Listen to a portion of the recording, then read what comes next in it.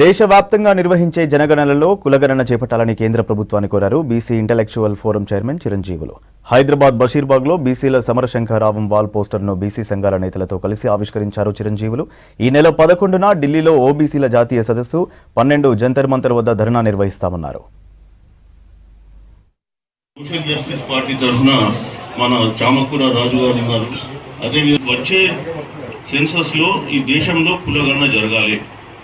అప్పుడే ఈ భారతదేశంలో వాస్తవ పరిస్థితులు బయటకు వస్తాయి. ఈ కులగణన అనేది ఒక ఎక్స్రే లాంటిది. ఎక్స్రే ఎందుకు చేపిస్తాం మనం? సమాజంలో అంటే మన దేహంలో ఏం రోగాలు ఉన్నాయి, ఆ రోగం ఏది ఉంటే దానికి ఏం మంది ఇవ్వాలని ఎక్స్రే చేపిస్తాం.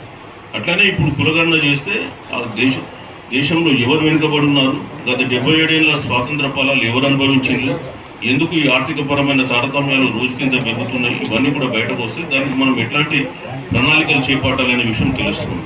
ఓబీసీల రిజర్వేషన్ చాలా చాలా తక్కువ. మీరు కేంద్రంలో చూస్తే 90 మంది సీలు ముగ్గురే ఉన్నారు. ఈరోజు ఇక్కడ రాష్ట్రంలో చూస్తే కూడా మీకు పరిస్థితి తెలుసు, 4-5 కంటే ఎక్కువ లేదు. దేశంలో